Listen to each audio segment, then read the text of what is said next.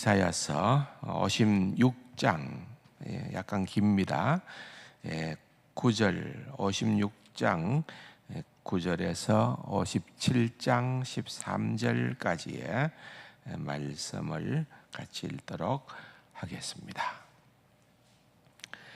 들의 모든 짐승들아, 숲 가운데의 모든 짐승들아, 와서 먹어라. 이스라엘의 파수꾼들은 맹인이여 다 무지하며 벙어리 개들이라. 짖지 못하며 다 꿈꾸는 자들이여 누워있는 자들이여 잠자기를 좋아하는 자들이니 이 개들은 탐욕이 심하여 족한 줄을 알지 못하는 자들이요 그들은 멀지각한 목자들이라. 다 제 길로 돌아가며 사람마다 자기 이익만 추구하며 오라 내가 포도주를 가져오리라. 우리가 독주를 잔뜩 마시자. 내일도 오늘같이 크게 넘치리라 하느니라. 의인이 죽을지라도 마음에 두는 자가 없고 진실한 이들은 거두어 감을 당할지라도 깨닫는 자가 없도다. 의인들은 악한 자들 앞에서 불리어 가도다. 그들은 평안에 들어갔나니 바른 길로 가는 자들은 그들의 침상에서 편히 쉬리라. 무당의 자식 간음자와 음녀의 자식들아, 너희는 가까이 오라. 너희가 누구를 희롱하느냐? 누구를 향하여 입을 크게 벌리며 혀를 내미느냐? 너희는 패역의 자식 거짓의 후손이 아니냐? 너희가 상소리 나무 사이 모든 푸른 나무 아래에서 업력을 피우며 골짜기 가운데에 바위 틈에서 자녀를 도살하는도다. 골짜기 가운데에 매끄러운 돌들 중에 네 몫이 있으니 그것들이 곧 네가 제비 뽑아 얻은 것이라. 또한 네가 전제와 예물을 그것들에게 드리니 내가 어찌 위로를 받겠느냐? 네가 높고 높은 산 위에 네 침상을 베풀었고 네가 또 거기에 올라가서 제사를 드렸으며 네가 또 내 기념표를 문과 문설주 뒤에 두었으며 네가 나를 떠나 벗고 올라가서 네 침상을 넓히고 그들과 언약하고 또 네가 그들의 침상을 사랑하여 그 벌거벗은 것을 보았으며 네가 기름을 가지고 몰렉에게 나아가되 향품을 다하였으며 네가 또 사신을 먼 곳에 보내고 서울에까지 내려가게 하였으며 네가 길이 멀어서 피곤할지라도 헛되다 말하지 아니함은 네 힘이 살아났으므로 쇠약하지 아니함이라. 네가 누구를 두려워하며 누구로 말미암아 놀랍기에 거짓을 말하며 나를 생각하지 아니하며 이를 마음에 두지 아니하였느냐? 네가 나를 경외하지 아니함은 내가 오랫동안 잠잠했기 때문이 아니냐? 네 공의를 내게 보이리라. 네가 행한 일이 네게 무익하니라. 네가 부르짖을 때에 네가 모은 우상들에게 너를 구원하게 하라. 그것들은 다 바람에 날려가겠고 기온에 불려갈 것이로되 나를 의뢰하는 자는 땅을 차지하겠고 나의 거룩한 산을 기업으로 얻으리라. 아멘.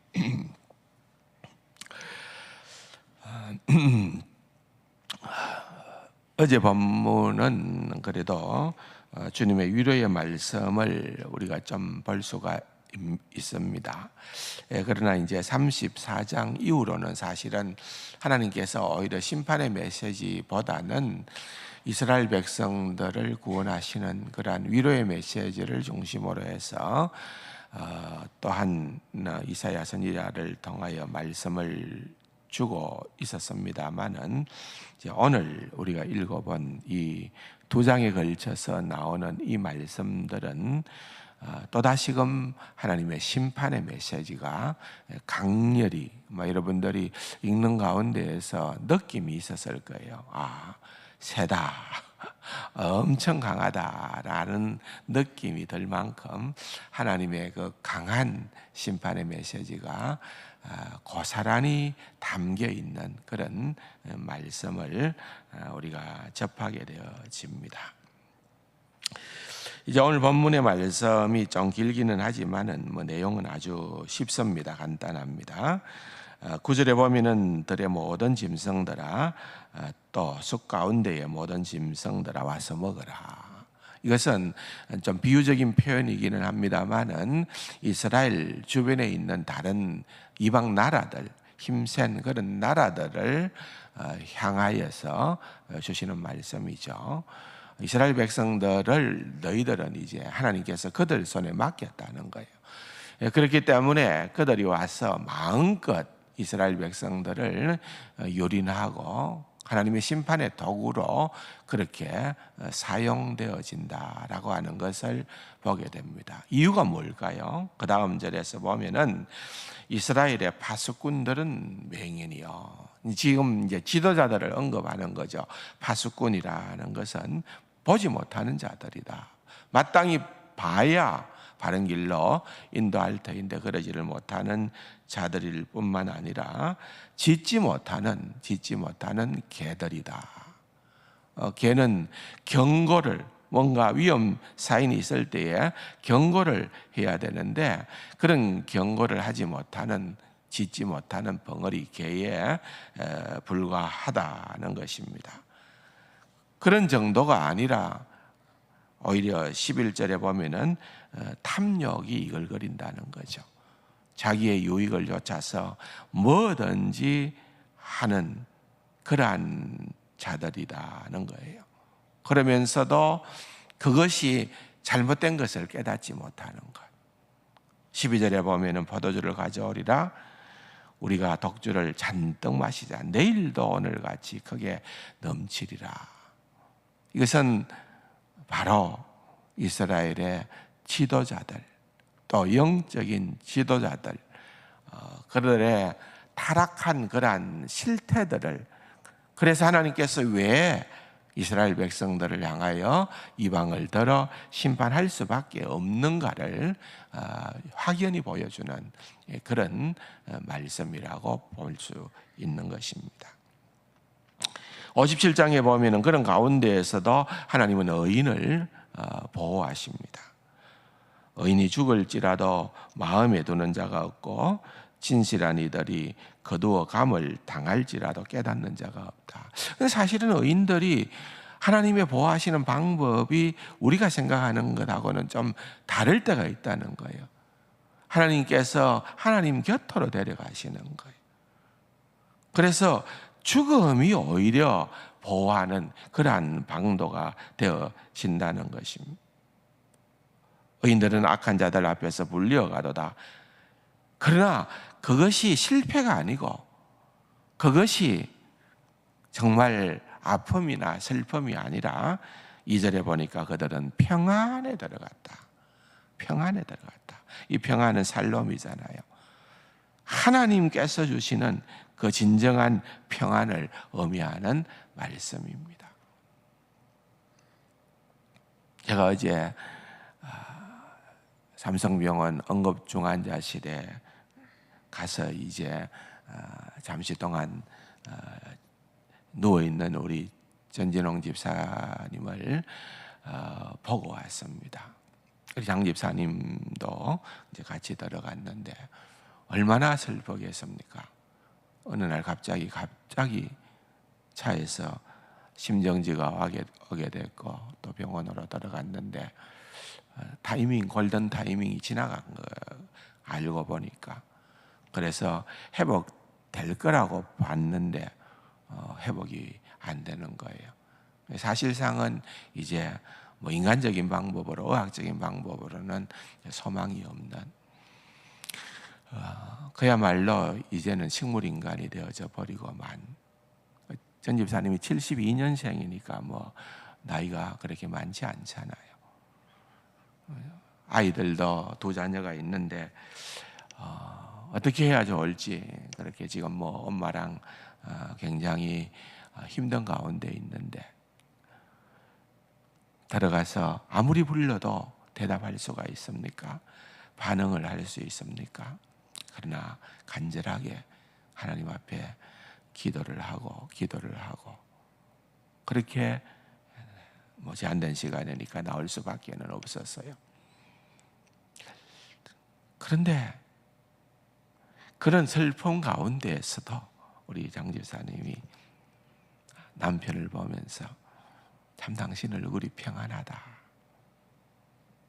아무런 반응을 보이지 않는 그 얼굴을 보면서도 당신 얼굴이 참 평안하다. 우리 걱정하지 말고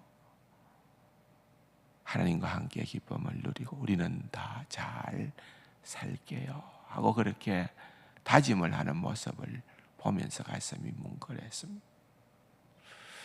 우리는 다 알지 못하죠. 얼마나 전 집사님이 우리 교회 와서 성실하게 또 일을 했습니까? 얼마나 또 착했습니까? 아직 50대 초반의 나이에 불과한 그러한 우리 집사님이지만은 왜 하나님께서 데려가시는가? 또 우리는 다 알지 못하지요. 많은 한 가지 확신은 평안함이 느껴진다는 거죠. 저는 공감을 절대적으로 합니다. 우리가 다 알지 못하는 그런 방법으로 하나님께서 일을 하실 때가 얼마나 많이 있습니까? 우리의 타임 스케줄과 하나님의 타이밍이 전혀 다르다는 것들을 우리가 살아가면서 얼마나 많이 느끼고 또 느끼고 있습니까? 지난 주일로 모처럼 교회에 나온 한 성도님이 생각이 나서 전화를 했더니만은 목사님 정말 힘을 내어서 모처럼 영상 예배를 드리고만 있다가 교회를 한번 왔었는데 목사님 왜 나에게 이런 고난의 시간이 끝없이 계속됩니까? 그런 가운데 하나님께서 구원해 주신 은혜도 있지만은 끝없이 계속됩니까? 세 가족 가운데 한 분이에요. 그래서 한참 동안 대화를 나눈 적이 있습니다. 계속되어지는 이 본문의 말씀을 보면은 결국은 이스라엘 백성들은 그들은 하나님께서 제일 싫어하는 것, 우상. 사실 우상이라는 것은 눈에 보이는 어떠한 실체가 있는 것을 우상이라고 보면 되겠고, 그러나 더 큰 범주에서는 우상 숭배라고 보면 되겠죠. 그것은 하나의 욕망이죠. 욕망. 어떠한 신이 있든 오늘 본문에도 보면 거기 돌이 될 수도 있고 산이 될 수도 있고 골짜기에 이상한 것이 될 수도 있고 또 그들이 하나님만 마땅히 기억해야 되는 그런 하나님의 율법을 새기는 그런 방법을 보면은 그들이 기념표를 문과 문설주에 두었다. 이거 하나님을 기억하기 위해서가 아니고 우상을 기억하기 위해서입니다. 또 그 다음 절에 보면은 그들이 열심의 특심을 다 냅니다. 기름을 가지고 몰래 향품을 다하였고 자신을 먼 곳에 보내고 서울에까지 내려가게 하였고 길이 멀어서 피곤할지라도 헛되다 말하지 아니하면 네 힘이 살아났으므로 사약하지 아니하며. 이 무슨 말입니까? 너희들이 나를 섬기는 데는 그렇게 피곤해 했으면서도 우상을 섬기는 그 일에는 지칠 줄을 모르는구나. 그렇게 열심을 다하여서 너희들은 우상을 섬겼느냐? 섬기고 있느냐? 그런 말씀을 하고 있는 겁니다. 왜 그럴까요? 결국은 그들이 만든 신은 내가 원하는 것들을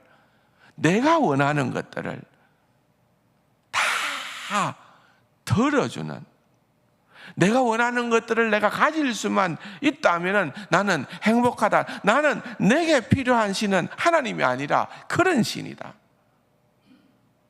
금송아지 우상을 그렇게 해서 만드는 것입니다. 어떤 의미에서는 원초적 본능이라고도 볼 수가 있는 것입니다. 하나님께서는 그러한 그들을 향하여서 말씀을 하고 있는 것입니다. 네 공의를 내한테 한번 보여봐라. 네가 그렇게 열심을 가지고 있던 그런 것들을 가지고 내게 한번 보여봐라. 그 모든 것들이 얼마나 무익한지 아느냐는 것입니다. 네가 부러지져 봐라. 그러면 네가 섬겼던, 네가 만들었던 그러한 모든 우상들이 너를 구원하는지 한번 봐라. 너희들이 그렇게 하는 이유는 내가 오랫동안 침묵했고 내가 오랫동안 잠잠했기 때문에 너희들은 그렇게 한다고 생각을 하느냐? 그러나 내가 과연 그렇게 오랫동안 잠잠했느냐? 하나님은 출애굽의 역사를 통하여서, 하나님께서는 때를 따라 돕는 은혜를 통하여서 이스라엘 백성들을 늘 구원하셨는데 그걸 까먹는 거죠. 자꾸만 잊어버리는 거죠. 왜? 조급함 때문에. 내 시간에 맞아야 되는 거니까. 내가 하나님의 시간을 찾는 것이 아니라 하나님께서 언제나 내게 맞추어 주어야 되기 때문에. 그래서 하나님께서는 이와 같은 일들이 너희들에게 펼쳐지게 되어졌다 말씀하시면서, 그럼에도 불구하고 오늘 본문의 13절 하반절에 보면은 나를 의뢰하는 자는, 나를 의지하는 자, 내게로 피하는 자, 옛날 성경에는 내게로 피하는 자 그랬어요. 하나님을 의지하고 하나님께로 피하는 자는 땅을 차지하겠고 나의 거룩한 산을 기업으로, 다 하나님의 임재를 상징하는 것 아니겠습니까? 하나님의 놀라운 임재하심을 경험하겠다고 그렇게 또한 그들을 향하여 권면하고 있는 그러한 말씀을 보게 되는 것입니다. 저는 이 말씀을 읽으면서 불현듯 출애굽기 19장 말씀이 떠올랐습니다.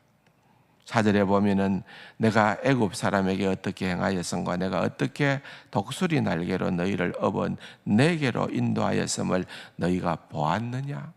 하나님께서 왜 이스라엘 백성들을 구별되어 하나님의 성민이 하나님의 백성이 되게 하셨고 하나님께서 그들을 출애굽을 시켜줬는지 너희들은 늘 기억해야 된다. 그것은 세계가 다 내게 속하였나니 너희가 내 말을 잘 듣고 내 언약을 지키면 너희는 모든 민족 중에서 내 소유가 되겠고, 하나님의 소유가 되는 것. 첫 번째죠. 너희가 내게 대하여 제사장 나라가 되어. 두 번째죠. 거룩한 백성이 되리라. 성민이 되리라. 하나님의 우리를 구원하신 목적입니다. 너로 하여금 내 소유가 되겠고, 이 소유라고 하는 것은 보석과 같은 존재라고 말씀을 드린 적이 있어요. 하나님의 보석이 되겠고, 제사장 나라가 되게 하겠고, 또한 거룩한 백성, 구별된 백성 되게 해 주시겠다라고 하는 것을 이스라엘 백성들은 언제나 기억해야 되는 것입니다.